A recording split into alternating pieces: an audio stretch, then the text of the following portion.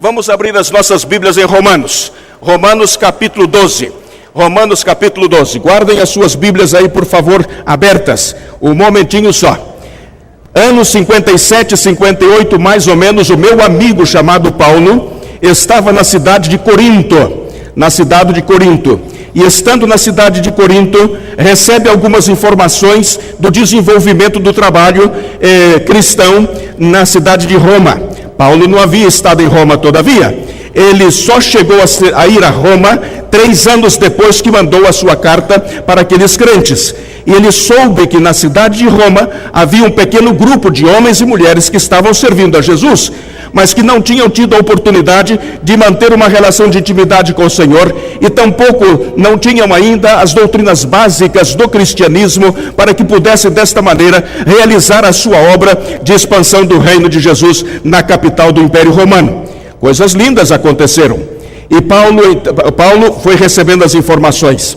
Ele tinha alguns amigos que conheciam aquela gente, e então de repente ele decide escrever e preparar uma carta aos romanos, uma carta àqueles que estavam necessitando conhecer mais intimamente as doutrinas de Jesus.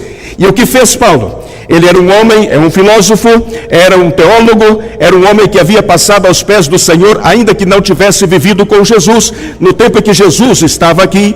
Mas a Bíblia diz que depois da sua conversão, ele acabou por passar 3 anos na Arábia, e nesse tempo ele pôde reestruturar toda a sua teologia, reestruturar todo o seu conhecimento de Deus, e inclusive receber as doutrinas básicas do mesmo cristianismo. A segunda figura mais importante do cristianismo, desde o meu ponto de vista, é Paulo. É o homem que acabou por organizar e por sistematizar todas as doutrinas do cristianismo de uma forma extraordinária. No seu apostolado, por lo menos de 20 anos de apostolado, o apóstolo Paulo teve que caminhar passo a passo, pelo menos 4.600 quilômetros para pregar o Evangelho. Ele pregou o Evangelho na Grécia, ele pregou o Evangelho também em Jerusalém, ele pregou o Evangelho também em Itália. O homem foi um instrumento maravilhoso nas mãos do Senhor, sistematizador das doutrinas do cristianismo de Jesus. E o apóstolo Paulo, eu não estou fazendo uma exegese aqui de jeito nenhum, porque não sou um exegeta neste momento. O que eu quero é sacar algumas lições práticas para a nossa vida, no nosso dia a dia, nesta carta de Paulo aos Romanos. E então encontramos na carta de Paulo este espírito de Paulo, de ensinar, de orientar. E ele escreve a carta e pede a uma diaconisa de Cencreia para que ela pudesse levar essa carta e entregar aos crentes em Roma. Essa mulher se chamava Febe. E me parece a mim, segundo podemos deduzir de Romanos capítulo 16, versículo 22, que quem foi o amanuense de Paulo, pelas suas dificuldades visuais, quem foi o amanuense de Paulo para escrever esta carta, se chamava Tércio. Você pode encontrar, o irmão pode encontrar aí na carta de Paulo esta expressão. Eu, Tércio, que escrevi esta carta, etc. Encontramos todas estas coisas. Mas o que mais me impressiona é a capacidade de Paulo de sínteses. É impressionante o que ele conseguiu fazer. Ele transformou esta carta no maior compêndio de teologia já existente. Ele conseguiu resumir todas as doutrinas básicas do cristianismo numa só carta. Poder de síntese, capacidade realmente de transmitir as coisas de tal maneira que as pessoas pudessem entender, e um livrinho pequeno para que todos pudessem assimilar com facilidade as doutrinas básicas do cristianismo. Encontramos um Paulo, por exemplo, apresentando esse compêndio extraordinário. Se não tivéssemos nada mais da Bíblia, mas mantivéssemos esta carta aos Romanos, seguramente encontraríamos tudo o que necessitamos para a nossa salvação nesta carta. Porque aqui nós encontramos, por exemplo, a hamartiologia. A hamartiologia é a doutrina do pecado. Aí encontramos a soteriologia, que é a doutrina da salvação. A pneumatologia, que é a doutrina do Espírito Santo. A eclesiologia, que é a doutrina da igreja. Também a doutrina das últimas coisas. O Apocalipse, a doutrina das últimas coisas. Encontramos tudo nesta carta do apóstolo Paulo. Que síntese extraordinária. Eu tenho a impressão que quando Febe levou esta carta para aquele grupo em Roma, quando receberam esta carta e começaram a ler, Eu posso imaginar o estupefacto que ficaram aquelas pessoas ao ver como o cristianismo de Jesus era algo especial, especialíssimo. Eles que haviam estado vinculados, alguns dos judeus que formavam parte da primeira igreja batista de Roma, ou não? Parece que não. A primeira igreja cristã de Roma, aqueles que estavam ali naquele lugar, eu posso imaginar a sua surpresa ao ver que a lei passada agora já apresentava outros aspectos tão diferentes na pessoa de Jesus Cristo. Que coisa linda é o cristianismo de Jesus. Domingo passado, pregando na minha igreja, eu estava falando acerca desse texto de Paulo aos Gálatas, capítulo 2, versículo 20, que diz: eu já estou crucificado com Cristo. E eu dizia aos crentes da minha igreja com entusiasmo e alegria, porque eu me sinto comprometido com meu irmão chamado Paulo. E então Paulo dizia, eu já morri para a lei, agora já não tenho nada que ver com a lei. A minha relação agora é com o Senhor Jesus. E o morto não pode dar contas dos seus atos. Assim que não me molestem mais. Eu agora vivo a vida segundo o padrão de Jesus, que Jesus estabeleceu. Mas nesta carta, o apóstolo Paulo tem muitos ensinos muito especiais para nós. O capítulo 12, versículo 1 e 2, diz o seguinte... Vejam os irmãos, seguramente os irmãos já leram o texto. Romanos capítulo 12, versículo 1 e 2, diz assim: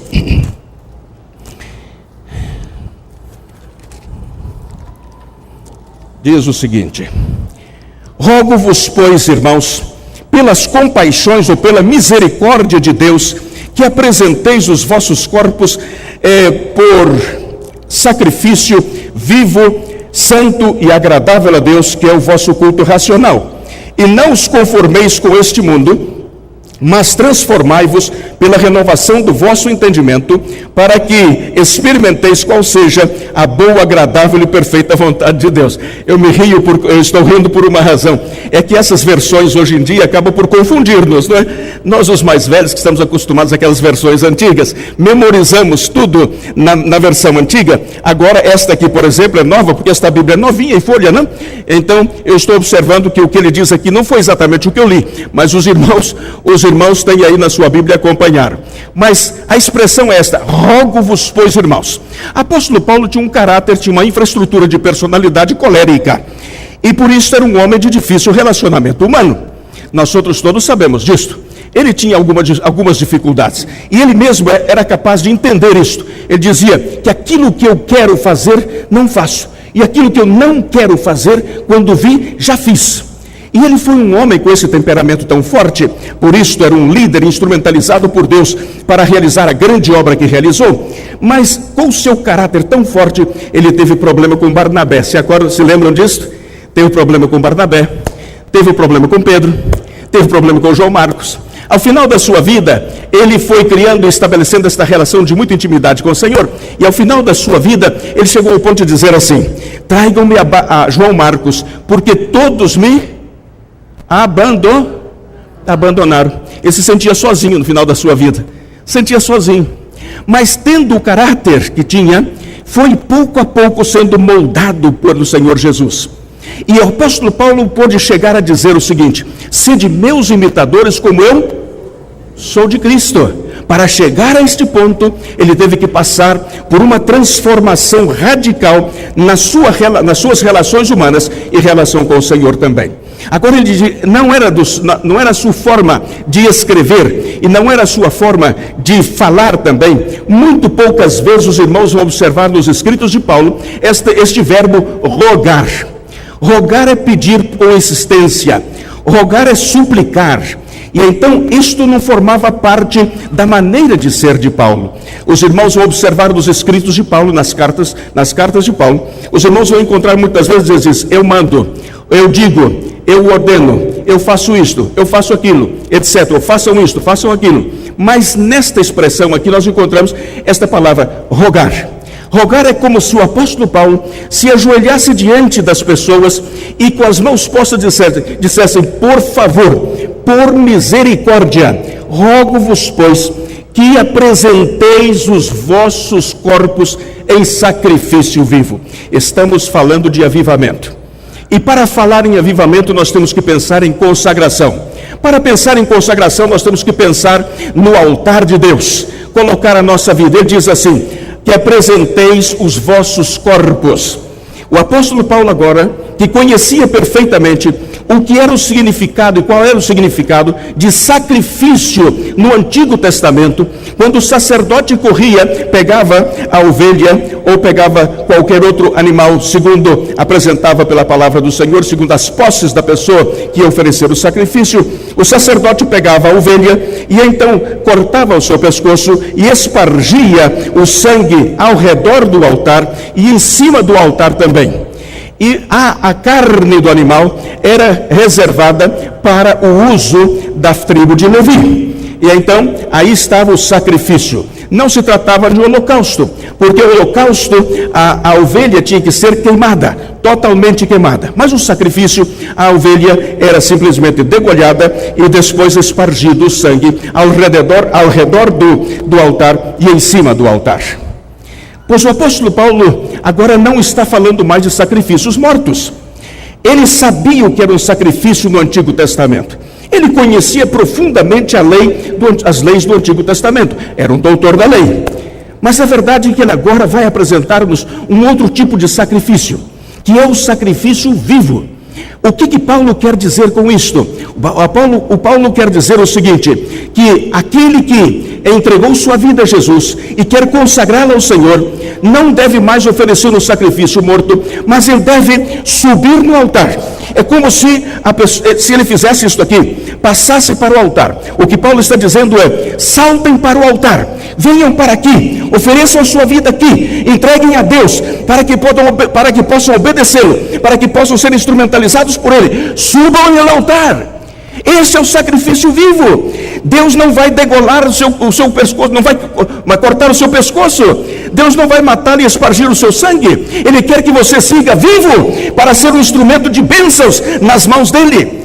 Isto é o que o Senhor quer. E o avivamento implica isto. Implica subir no altar, pôr a nossa vida no altar, consagrá-la totalmente, para que Deus possa instrumentalizar-nos e sacar proveito da nossa própria vida e da nossa própria existência.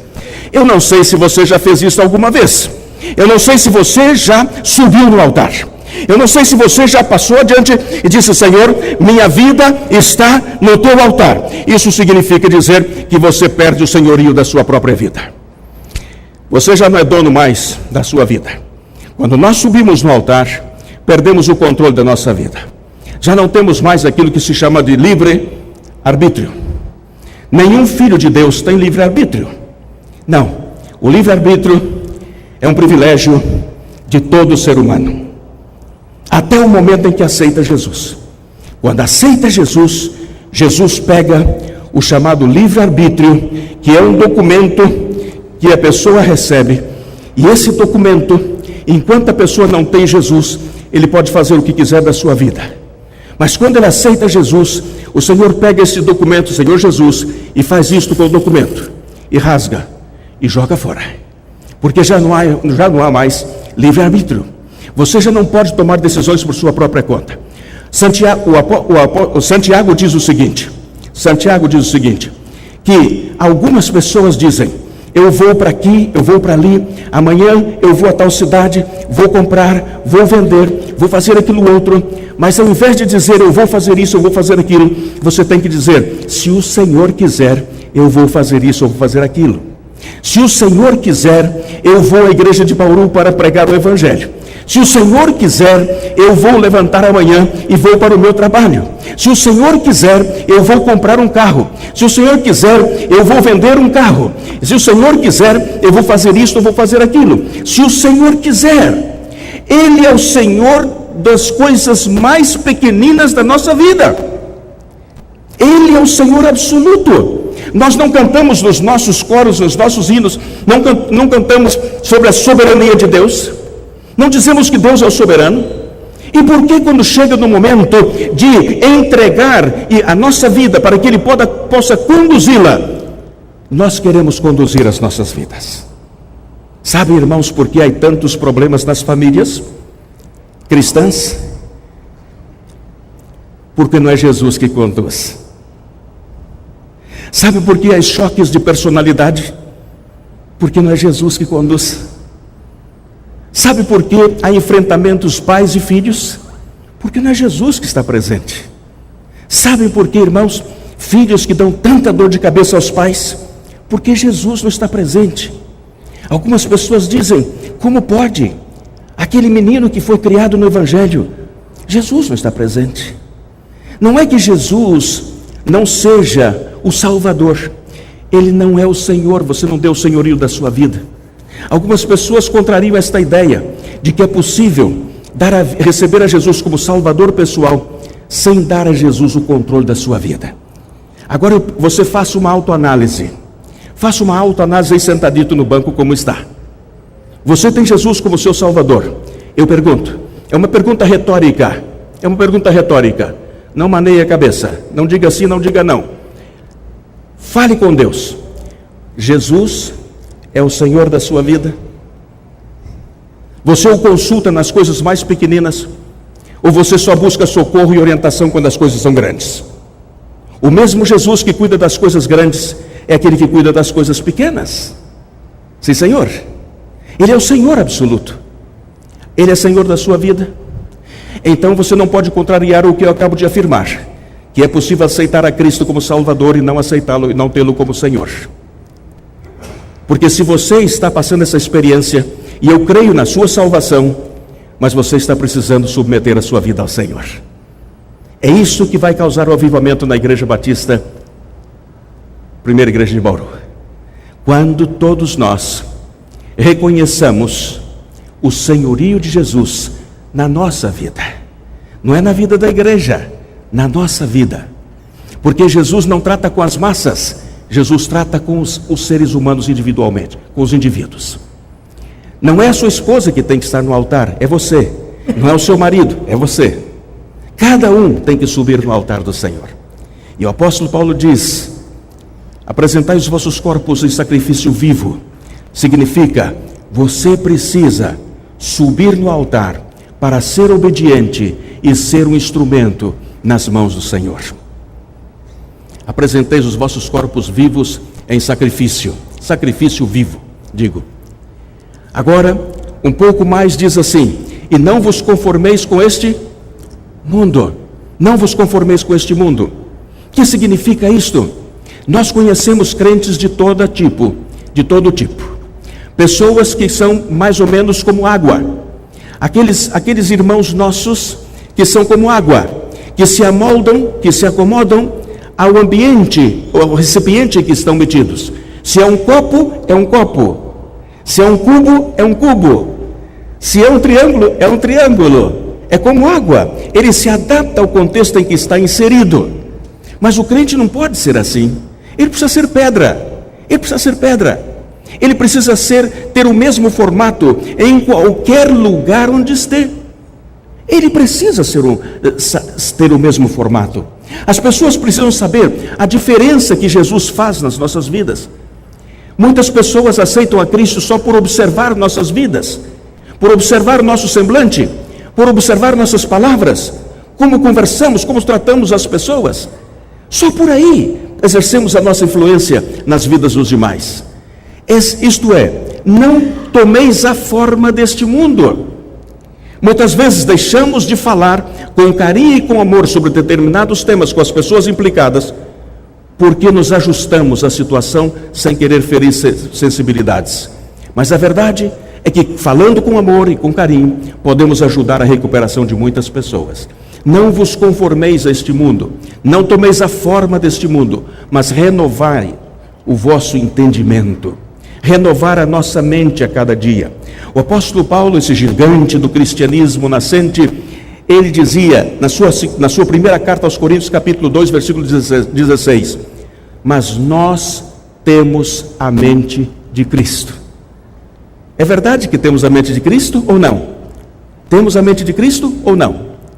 Se temos a mente de Cristo, estamos dentro do padrão doutrinário expressado pelo apóstolo Paulo.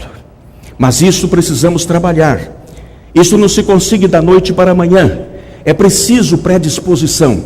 É preciso realmente tomar uma decisão de saltar para o altar e deixar que Jesus moldeie, está bem, não? Molde a nossa vida, para que desta maneira possamos nós ser aquilo que Jesus quer. Sede meus imitadores, dizia Paulo, como eu sou de Cristo. Queridos, nós necessitamos isto para que Deus possa realmente instrumentalizar nossa igreja. Todos temos que ter um compromisso com o Senhor. Não é uma parte da igreja. O avivamento virá. O avivamento é a ação de Deus, a ação do Espírito Santo nas nossas vidas, levando-nos, como dissemos ontem, levando-nos a reavivar aquilo que está morrendo ou a ressuscitar aquilo que já morreu. E nós vivemos num contexto de tanta corrupção e degradação moral. Estamos neste mundo como povo de Deus. Não formamos parte deste mundo. Não devemos formar parte deste mundo. E em nossa caminhada rumo à Canaã celestial, nesta caminhada, como povo de Deus, como Israel espiritual, nós vamos passando no meio dos nossos inimigos. E os nossos inimigos vão atirando pedras e vão proporcionando, muitas vezes, situações difíceis e embaraçosas para fazer-nos cair, para escandalizar o Evangelho de Deus. E o diabo não dorme. E ele está disposto a atirar-nos flechas em cada momento para levar-nos à derrota. Mas nesta caminhada, como povo de Deus, devemos fazê-la debaixo do comando e da proteção do Senhor. E para que estemos debaixo do comando e proteção do Senhor, é preciso que estejamos no seu altar, para que Ele possa, desta maneira, dar-nos a cobertura espiritual, como pessoas, como família, como igreja e como país. É preciso que estejamos debaixo da proteção do Senhor. É preciso que Cristo ocupe o primeiro lugar na nossa vida. Eu não sei, hoje o nosso tempo é muito mais pequeno, e eu não quero sobrepassar-me. Por isso, eu gostaria, neste momento, de convidar a igreja, aqueles que estão aqui conosco. Talvez nesta noite tenhamos pessoas aqui que ainda não receberam a Jesus como seu Salvador pessoal. Talvez tenhamos pessoas aqui nesta noite assim, que não aceitaram ainda Cristo como seu Salvador. Mas, queridos, não há coisa mais extraordinária na vida do ser humano do que ter a Jesus no seu coração e tê-lo como Senhor da sua vida. Não há nada mais importante na vida. E por isso, nesta noite, eu gostaria de dar-lhe essa oportunidade. A primeira oportunidade hoje vai ser para aqueles que não têm Jesus como seu Salvador pessoal. Pode ser a sua noite. Se você está aqui, ainda não se encontrou com Cristo, esta pode ser a sua noite. Como eu disse, já levo 61 anos com o Senhor. E jamais passou na minha mente ou no meu coração retroceder. De nenhuma maneira. Não há ninguém melhor no mundo que o Senhor Jesus. Ninguém pode substituí-lo na minha vida. Ninguém, absolutamente. Eu sou o pai de 4 filhos. E a mãe está ali sentada. Sou avô de 9 netos. Eu os amo com loucura. Mas Jesus primeiro. Jesus primeiro. Antes que nada, Jesus. Por isto, eu quero dar-lhe esta oportunidade. Mas nós vamos fazer da seguinte maneira. Eu vou orar neste momento. E se você não tem Jesus e quer receber a Jesus como seu Salvador pessoal, você vai orar comigo. Vai repetir aquilo que eu vou dizer. A minha oração não tem força salvífica, não. Mas eu quero ajudá-lo a aceitar a Cristo Jesus, a convidar a Jesus para entrar na sua vida. Eu quero convidá-lo a aceitar a Jesus como seu Salvador. Então você vai repetir comigo, mas vai fazer isto em silêncio. Aquele que está do seu lado não tem nada que escutar a sua oração. Você vai orar comigo. E depois que você orar comigo, eu vou pedir para você levantar a sua mão, porque eu quero orar por você. Sabem, queridos, eu creio plenamente no poder da oração. Eu creio que Deus responde às nossas orações. Mas eu não estou dizendo isso porque eu ouvi dizer não. Eu estou dizendo isso por experiência própria. Porque o Senhor responde às nossas orações. E eu gostaria que você desfrutasse comigo das mesmas bênçãos e dos mesmos privilégios que eu desfruto com o Senhor. Então eu vou orar. E você vai repetir comigo em silêncio. Depois que você levantar a sua mão, se você ora comigo, eu vou orar pela sua vida. E eu sei que Deus vai atender as nossas orações. Está bem assim? Vamos orar? Curve a sua cabeça e vamos neste momento orar ao Senhor. Repita comigo em silêncio. Querido Deus, neste momento, acabo de compreender que só Jesus Cristo salva. Neste momento, eu entendo que necessito de salvação.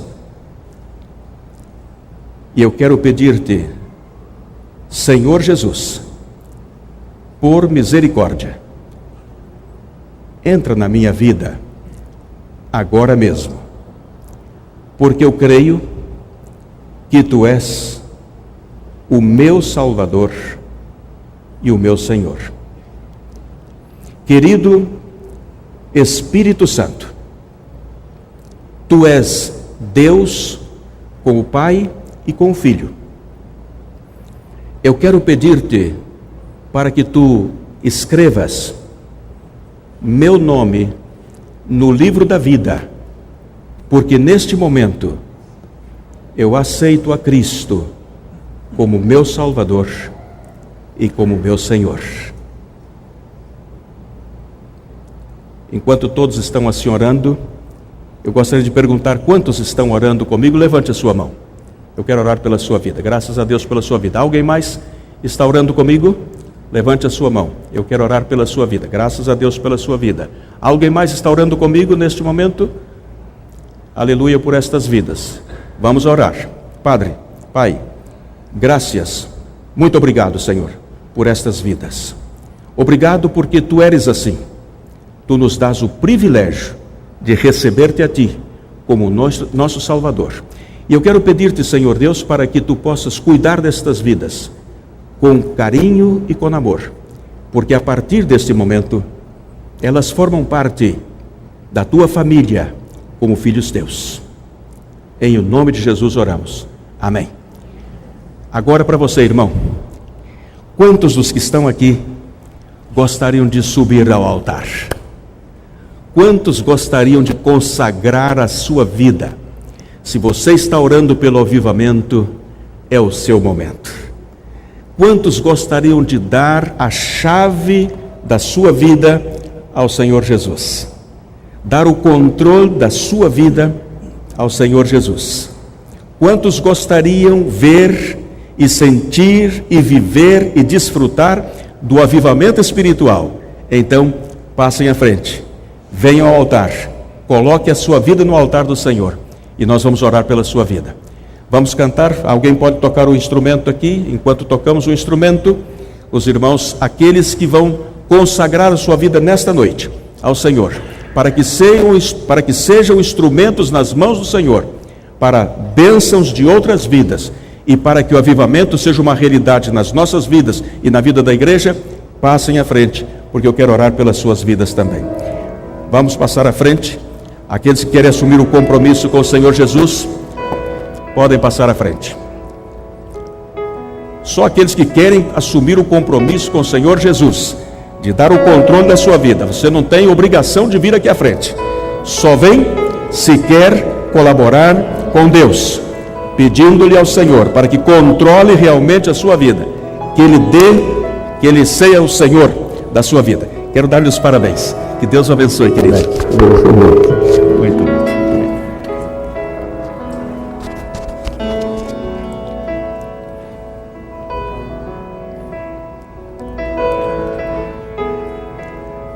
Vamos orar. Passem à frente aqueles que querem. Estamos precisando de homens e mulheres no altar do Senhor. Isso é que precisamos. Precisamos de homens e mulheres que deem o controle das suas vidas a Jesus para que Ele possa usar as suas vidas como instrumentos de bênçãos. Isso é o que precisamos. Aleluia por isto. O avivamento começa quando nós saltamos para o altar do Senhor. Assim começa o avivamento. E não são muitos os que aceitam o desafio de saltar para o altar. Não são. Só aqueles que são realmente valentes e conscientes de que necessitam ser bênçãos para outros é que tomam essa decisão. Vamos orar. E nesse momento, Pai, Tu conheces os corações que estão aqui diante de Ti. Tu sabes, Pai, o que passa em cada mente e em cada coração. E neste momento, Senhor, quando estamos disponíveis para Ti, para que Tu possas fazer em nós e através de nós a Tua vontade, aqui estão estas vidas, Senhor, no Teu altar, para oferecerem-se, Senhor, a Ti, para que Tu possas usá-los como Tu queiras. É verdade, Senhor, que não é coisa fácil, mas isto é o que Tu exiges de nós, para que sejamos realmente luzes nos lugares, nos ambientes em que estamos vivendo, trabalhando e em nossa família. Pai, por favor, use estas vidas, abençoe estas vidas, transforme estas vidas e esteja, Senhor Deus, no controle de cada um em particular, para a honra e glória do Teu nome. O avivamento, Senhor, que desejamos tanto, começa com a vida no Teu altar. E aqui está este grupo tão bonito, Padre, oferecendo as suas vidas a Ti.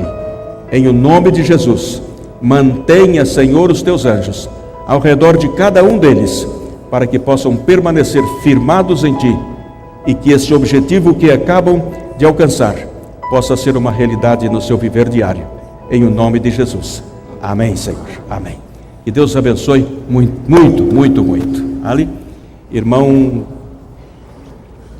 Luiz Carlos.